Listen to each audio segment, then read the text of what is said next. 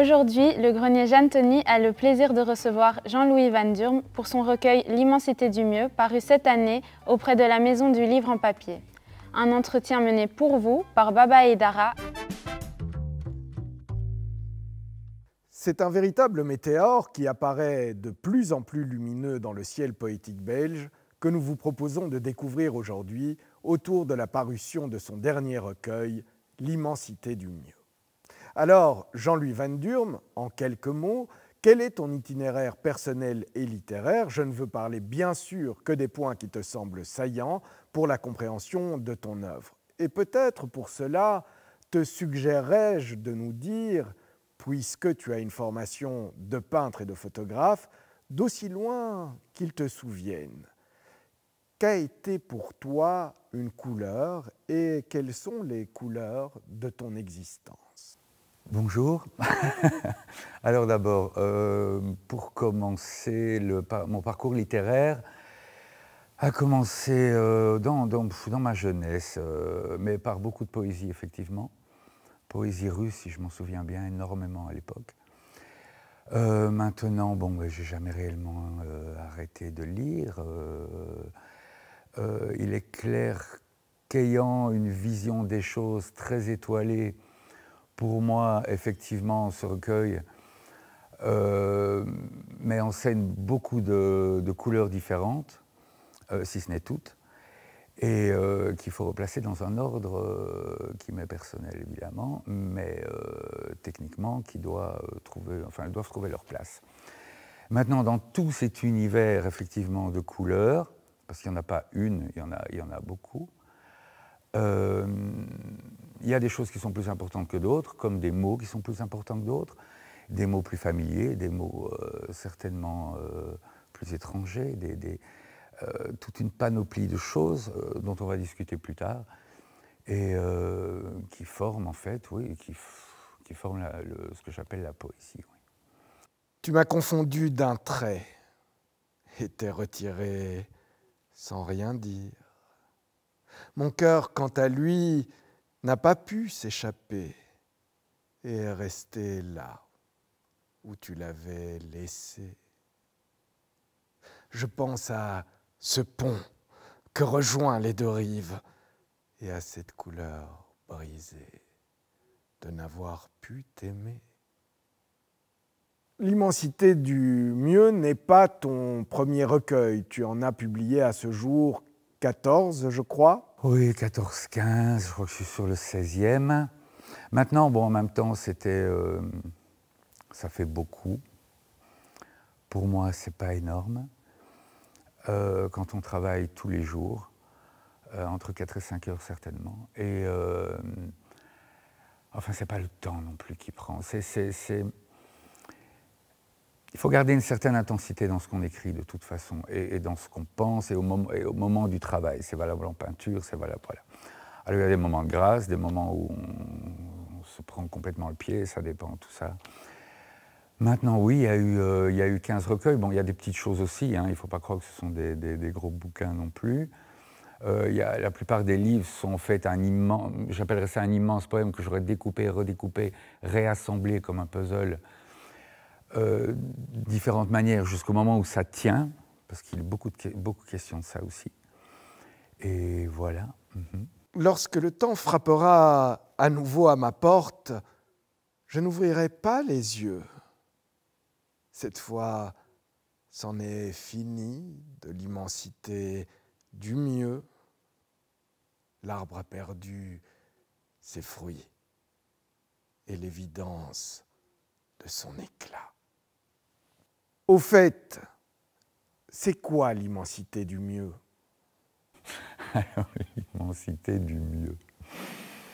Pourquoi j'ai appelé ces livres comme ça? Alors, l'immensité du mieux,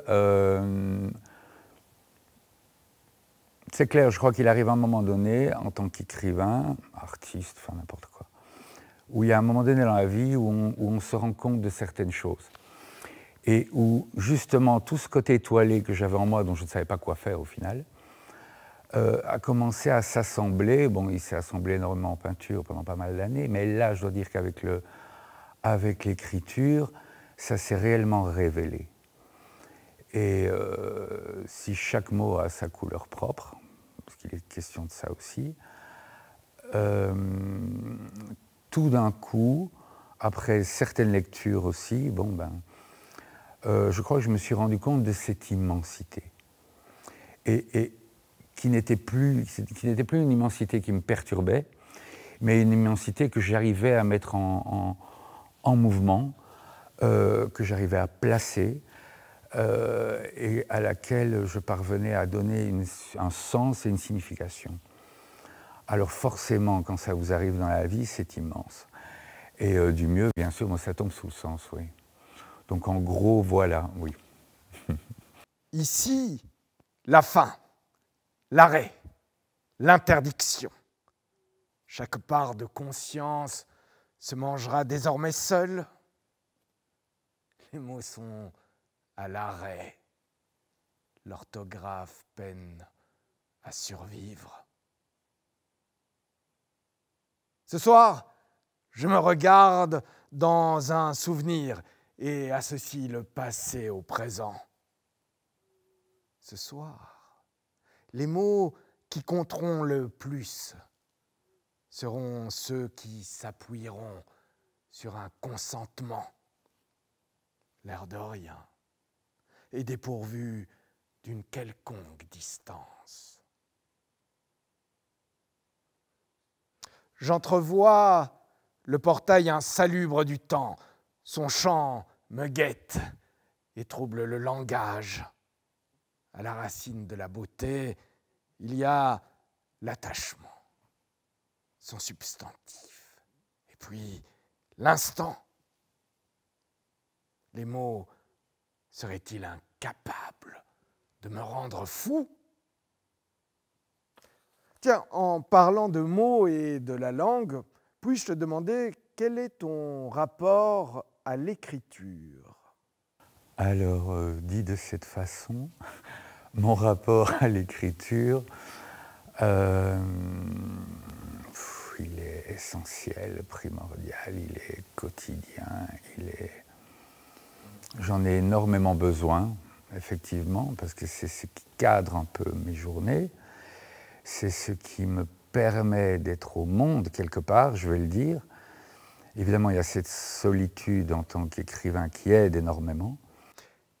Et rattraper un vers oublié, un vers qui serait parti avant que ne tombe la rime, un vers pris sur l'inévitable, au piège de l'inclassable, et sauvé de justesse. Comme on traverse un désert, un vers au bout de la langue, et 3 fois rien de mots pour se faire entendre. Ton écriture a été qualifiée de prose poétique, et on l'a entendu, l'écriture en est resserrée, épurée. Le mot est juste et pointu. Il s'agit de poésie brève qui s'exprime le plus souvent par distique, même si l'on note aussi des monostiques et des tercets. Autrement dit, il y a chez toi une attention toute particulière portée au travail de versification. Alors, puis-je te demander, pour toi, c'est quoi la poésie? C'est quoi un vers? Et de manière plus détaillée, c'est quoi un vers de prose poétique, puisque tu l'indiques toi-même à la fin de ton recueil, les vers ont leurs limites. Maintenant, les vers ont leurs limites, oui, mais pas seulement. Donc les vers ont les limites qu'on veut bien leur donner, les vers ont les limites qu'on leur donne dans la vie et qu'on leur impose, qu'on tente de dépasser, qu'on révèle. Je crois que tu as répondu pour une grande part à la question dans l'énoncé. Maintenant, c'est vrai que je resserre énormément ce que j'écris, pour la simple et bonne raison que je déteste m'étendre, en tout cas en écriture, et peut-être par opposition à d'autres choses. Mais ce resserrement est voulu pour une certaine intensification des choses, pour la signification des choses, certainement. Ton style est épuré. S'agit-il d'une esthétique proche de celle de la poésie japonaise, par exemple? Pas du tout. C'est une esthétique totalement différente. Maintenant, pour expliquer mon esthétique, elle va de soi pour moi. Donc c'est assez difficile à expliquer. C'est naturel chez moi, je n'ai pas à me forcer. Et c'est depuis toujours. Donc comment expliquer quelque chose qui est là depuis toujours, si ce n'est de poser la question à quelqu'un d'autre qui l'expliquera beaucoup mieux que moi.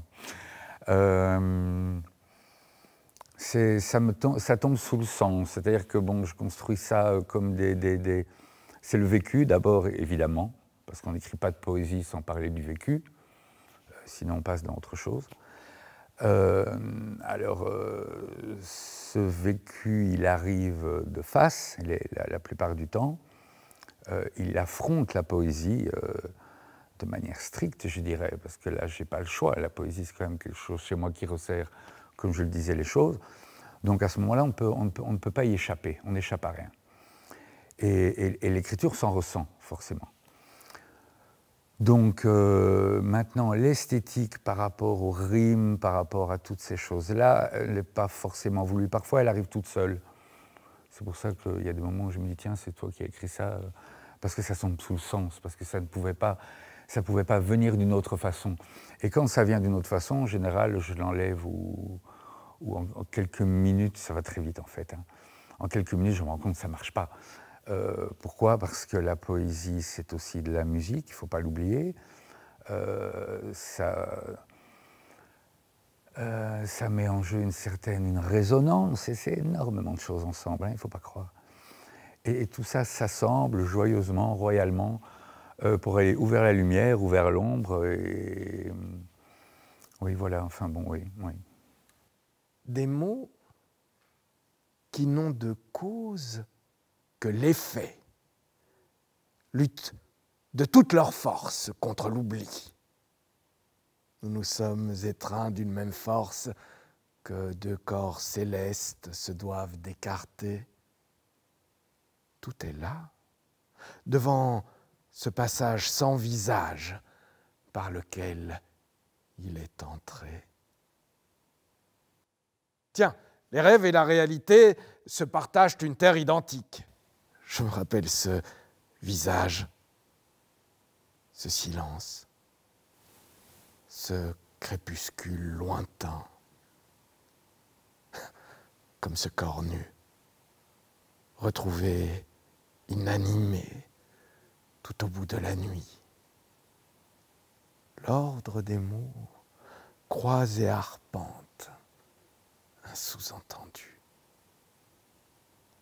Poésie brève, ta poésie est également une poésie de l'intime qui touche à des thèmes aussi cardinaux que la mort, l'amour, la solitude ou le silence.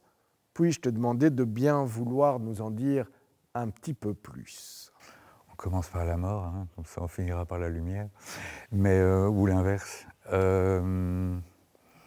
La mort, en fait, elle est là, c'est ce que je disais encore l'autre jour à des amis, la mort, elle est là à chaque instant. Oui, peut-être pas de la façon dont je le dis là maintenant. C'est-à-dire que je pense toujours que le moment de ma mort sera un moment comme celui-ci, où mon esprit sera exactement au même emplacement qu'il est là maintenant. Je ne pense pas que la mort, ça sera dans 20 ans et que j'aurai changé, que je serai différent, et que je dirai « Ah, je t'accueille les bras ouverts ». Non, je ne pense pas. C'est là. Le corps change, il vieillit, tout ce que vous pouvez rêver, mais l'esprit, lui, se modifie. Il est là du début à la fin et c'est le même. Donc ça, c'est la mort pour moi. Quant à l'amour,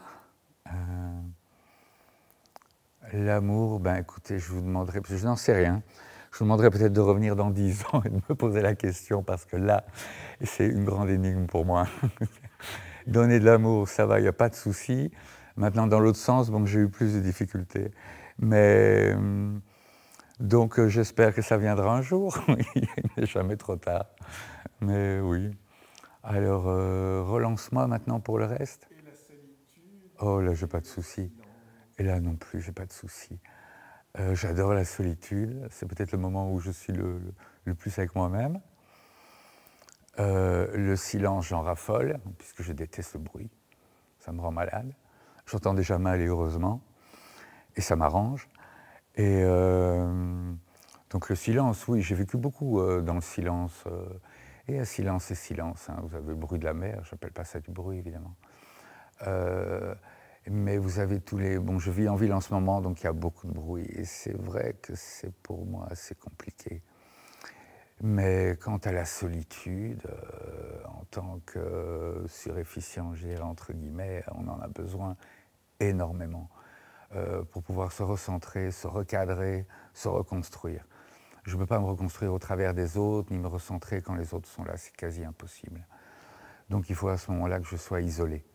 Et cet isolement est nécessaire. Donc j'en ai besoin, oui, effectivement, oui, et beaucoup. Le silence, est-ce qu'il te permet de resserrer l'expression? Ah, certainement. Je ne pourrais pas écrire avec du bruit autour de moi. Je me permets de la musique, hein, mais une musique répétitive, classique ou alors très contemporaine qui répète tout le temps la même chose. Donc, qui va rythmer mon écriture, qui va empêcher les bruits extérieurs, qui me recadre, mais ça reste pour moi une sorte de silence aussi en même temps. Sinon, j'ouvrirais la fenêtre, j'écouterais les trams passer, les oiseaux chanter, quoi. Et c'est pas le cas, pas du tout le cas. J'ai toujours pas une fenêtre fermée, j'écris aussi les fenêtres fermées. Je peux pas. Je suis dans ma bulle, comme on me reproche très souvent, oui. Oui. Eh bien, je te remercie, Jean-Louis, et j'espère que nous aurons donné à nos téléspectateurs l'envie de te découvrir plus avant, en te lisant, bien évidemment. J'en profite pour annoncer à ton fan club, que je sais nombreux, que le Grenier Jeanne-Tony aura le bonheur de te publier dans le courant de cette année dans sa collection des Chants de Jeanne. Nous aurons donc certainement le plaisir de nous revoir dans quelques mois. D'ici là, je te souhaite joie et succès et surtout, n'oubliez pas, ceci n'est pas un mal.